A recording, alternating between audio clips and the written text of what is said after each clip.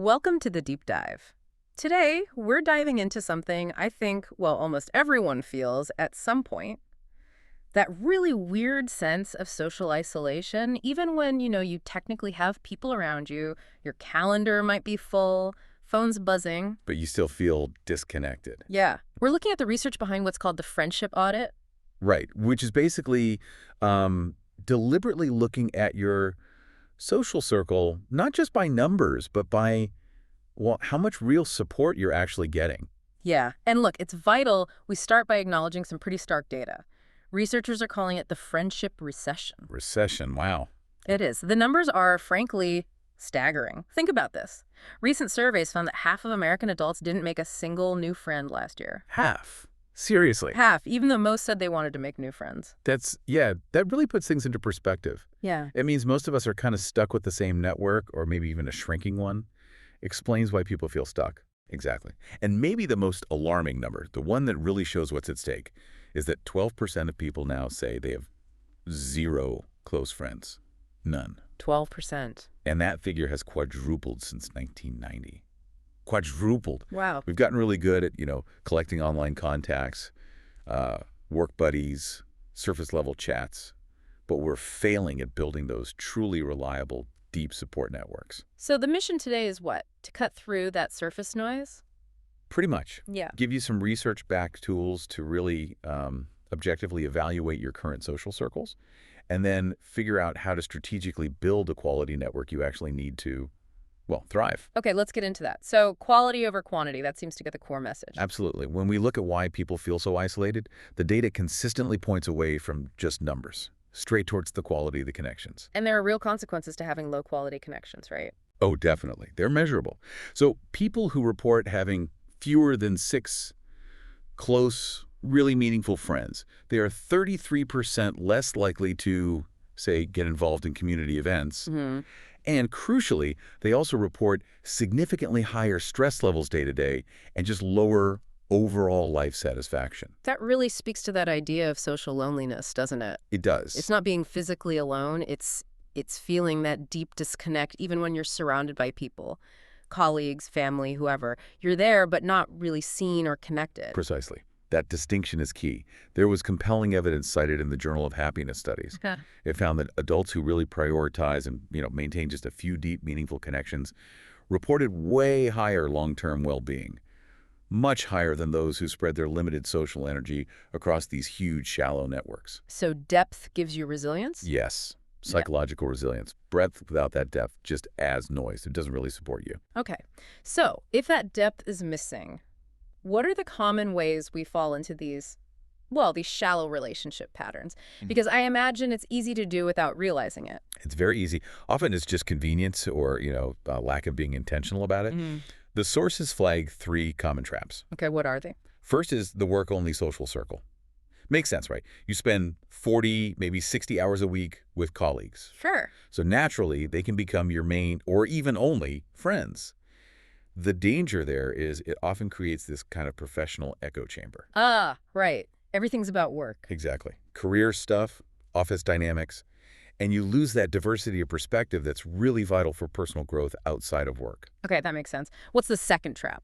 The convenience network. This one's a bit sneaky. How so? Because you hang out with people just based on, proximity.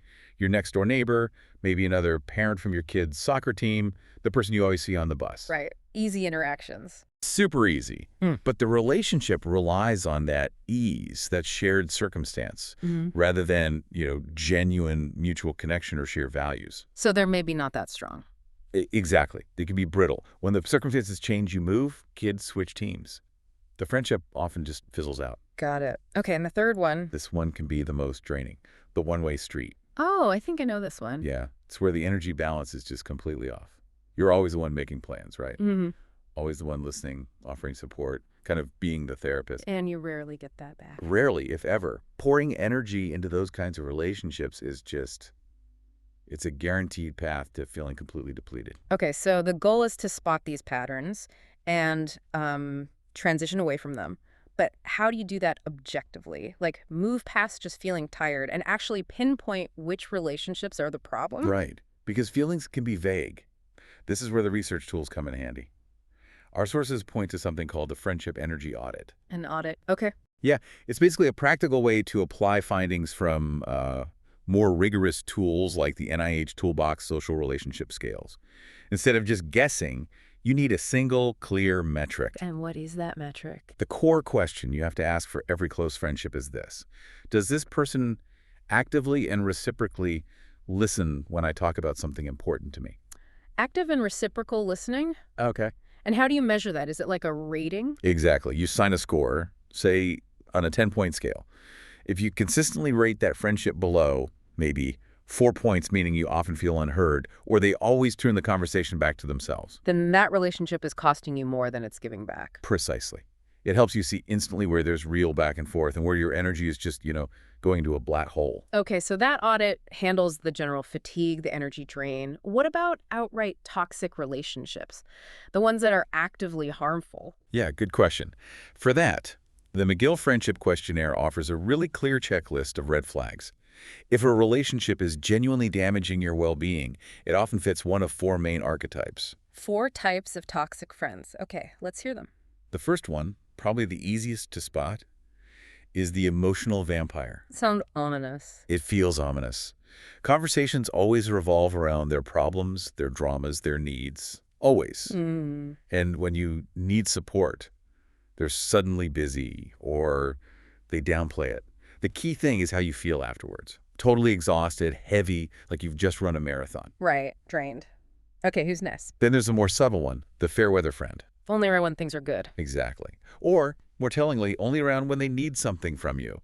A favor, an introduction, whatever. And they disappear during tough time. Vanish. Or if you share good news, a success, they might minimize it, change the subject, or make a joke that subtly undermines it. They can't really celebrate with you because they're not truly invested. Ouch. Okay, number 3. This one could mess with your other relationships. The boundary violator. How so? They just ignore your limits. You say no, they push. You share something private, they gossip about it. Oh, that's bad. It is. And they often use guilt, too. Making you feel bad for having other friends or wanting time alone or sticking to your boundaries. It's about control. Yikes. Okay, and the last one? Finally, the really exhausting one. The competitive friend. Everything's a competition. Everything. It comes from a place of deep insecurity, usually. You share something, they have to top it. They give backhanded compliments that subtly undermine your confidence. Good news for you is just an opportunity for them to talk about their supposedly bigger achievement. Wow. Okay, if you recognize those patterns, it's clearly not a supportive relationship. Not at all. It's a psychological drain, plain and simple, not a support system. So this raises a big question, right? Especially if you identify one of these archetypes, but it's someone you've known for like 20 years. If the audit reveals these toxic or draining relationships, even long-standing ones, do you always have to cut them off completely? That sounds really hard. The friendship declutters. It sounds painful. That's a really crucial point. And the research is actually quite nuanced here. The audit is about being intentional, not necessarily about, having big dramatic confrontations or cutting everyone off. Okay, so what's the alternative? For those long-term but consistently low-scoring friends, the goal isn't always a sudden, complete break.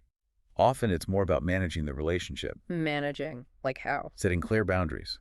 Reducing how often you see them or interact. And, most importantly, consciously shifting your energy investment. Shifting energy away from them. Exactly. Towards the people who scored high on your audit, the ones who do reciprocate. You don't necessarily have to burn the bridge, but you definitely need to stop driving down that road every single day. Okay, that feels much more doable. Manage the drain, invest in the good stuff. So once you've done that energy audit, identified the drains, what's next? Figuring out what's missing. Precisely. The next step is looking at the types of support you need. Because healthy, resilient social circles aren't just about nice people. They need diversity. There are 5 key areas of support. This is the support network gap analysis. A gap analysis for friends. Okay. Yeah. It's super actionable because it gives you a clear guide for what to build intentionally. So as you're listening, you need to ask yourself, do I have at least one person who reliably fills each of these 5 roles? All right, let's break down the 5 roles. What's number 1? Number 1, the emotional supporter. This is your rock. The one you can cry to. Basically, yes. Yeah. They listen without judging, offer real comfort when things are tough, and they genuinely share your joy when things go well. It's that safe space where you can be totally vulnerable. Okay, crucial. Number 2. Number 2, the practical helper. This is about reliability in the real world. Like helping you move. Exactly. Or watching your cat in an emergency, or just being someone you know will follow through if they promise to do something. They offer concrete help. This friend makes life run smoother, cuts down that background stress. Makes sense. Number 3. Number 3, the fun companion. Now, this might sound less important, but it's absolutely not, Why is that? because joy is essential. This is the person who shares your hobbies, your interests. They bring lightness, laughter. They're the source of those good memories that make life richer. They remind you to actually have fun. We all need that. Okay, number 4. Number 4, the growth partner. This is the friend who pushes you a bit, Pushes you. How? in a good way. They provide constructive tension. They challenge you to improve, maybe hold you accountable to goals you've set. They give honest feedback, even when it's maybe a little tough to hear. So they help you be better. Yes, they often share similar values about growth or excellence, and they genuinely motivate you to become a better version of yourself. Important. Okay, and the last one, number 5. Number 5, the connector. This person opens up your world.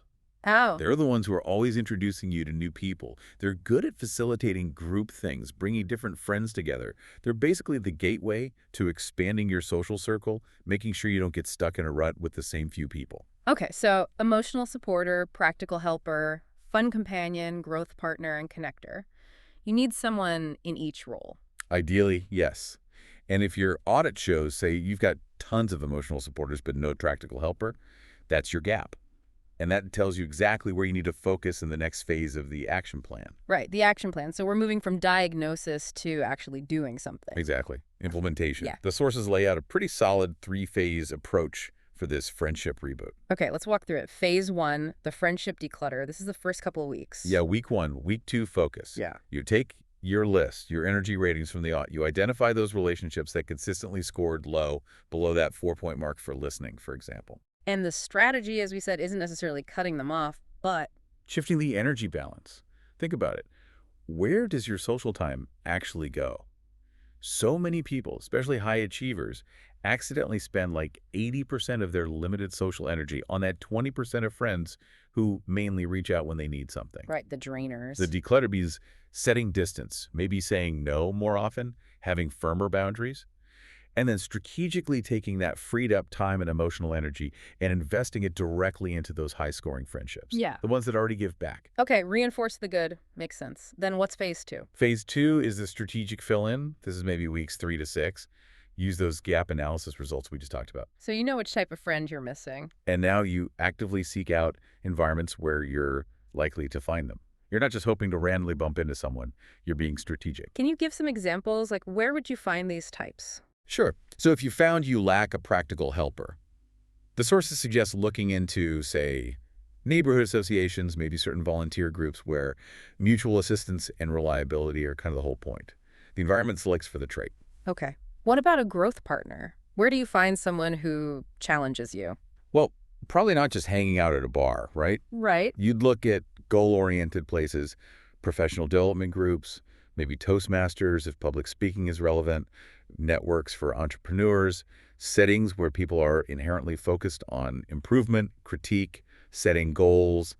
That's where growth partners hang out. And for a fun companion. That's easier. Look for shared passions, hobby-specific groups, book clubs focusing on your genre, hiking groups, amateur sports leagues, whatever you genuinely enjoy. You're intentionally seeking shared joy. Okay, so you find potential people in these places. There. Now phase 3, the quality deepening weeks, 7 to 12? How do you actually turn an acquaintance from one of these groups into a real deep friend? Because that doesn't just happen automatically. No, it takes intentional effort. The sources give us 3 proven techniques to kind of accelerate that connection. First is the vulnerability ladder. Vulnerability ladder. Sounds risky. It requires graduated risk, yes. You start by sharing something a little more personal than you normally would with a new acquaintance. Maybe a small challenge you faced or a value that's really important to you. Nothing too heavy at first. Okay. Then, and this is critical, you pause. You observe. You wait for reciprocity. Do they share something similar in return? Ah, so you test the waters. Exactly. If they reciprocate with similar vulnerability, great. You can take the next small step up the ladder next time. If they kind of brush it off or change the subject, you pause, maybe step back, and maintain the current level for a while. You Yep. can't force depth without that mutual willingness to be a bit vulnerable. Okay, that makes sense. Gradual steps. What's the second technique? The consistency test. Deep friendship is built on trust, right? And trust comes from reliability. Mm. So you build it by consistently following through on small commitments. If you say you'll call, you call. Show up on time, maybe 5 minutes early. Remember a small detail they shared last week and ask about it. It shows you're reliable and paying attention. Friendship needs that predictability. Little things add up. Okay. And the third technique? The integration approach. This is about weaving them into your existing life. Once a connection starts to feel a bit deeper, introduce that new friend to one or two of your existing high-scoring friends. Why does that help? It does a few things. Reinforces the new relationship. It makes it feel more real. It validates your choice of friend to both parties. And it creates more touch points for the new person, helping them move out of that new friend category much faster. It makes the network feel more cohesive. Okay, vulnerability ladder, consistency test, integration approach. That's a practical toolkit. It is. And it's worth remembering why we're doing all this work. The payoff isn't just, having more fun on weekends. It's a massive investment in your actual health, physical and mental. Right. The research consistently shows that friendship quality, specifically, is a huge predictor of well-being. Maybe even more than family ties sometimes. In some studies, yes. The mental health outcomes alone are just impossible to ignore. There was a large-scale study cited by the American Psychological Association. What did it find? It found that adults with strong, reliable social support systems, quality connections, have a staggering 50% lower risk of developing clinical depression. 50% lower risk. That's huge. It's enormous. And beyond just depression, that strong support network is directly linked to managing stress better, improved physical health outcomes, things like better cardiovascular health, and just a significantly greater sense of overall life satisfaction and purpose. So it's a direct link. Investing intentionally in your friendships is basically investing in your overall health and happiness. Arguably one of the single most impactful investments you can make in your personal well-being. Absolutely. Okay. So, wrapping up, the audit, the decluttering, the rebuilding. It sounds like work, but the message is it's strategic work. Exactly. Remember, the audit isn't about being mean or judgmental. It's a strategic tool. It's about making you intentional with your very limited social energy. You're optimizing where you put that precious resource to get the best possible return for your own psychological health and stability. Which leads us to maybe a final provocative thought for everyone listening to consider this week. When is it actually time for a full, no apologies reset of your social circle? Ooh, good question. When is it really time? I think the sources suggest it's time when you realize you consistently feel more lonely with your current friends than you do when you're actually by yourself. Wow. Yeah, that's a powerful indicator. Or another sign, when you feel like you're constantly performing a role, wearing a mask, not being your authentic self when you're with them. That feeling of constant performance. Yeah, that's a clear sign your social battery isn't just low, it's fundamentally mismatched with your network. It needs a structural overhaul. So what are the immediate next steps people can take away from this deep dive? Okay, 3 practical things. First, actually do the energy assessment. Pick your 5 closest relationships and rate them on that active listening scale. Be honest. Yeah. Use that gap analysis framework. Which of the 5 types, emotional, practical, fun, growth, connector, are you most lacking right now?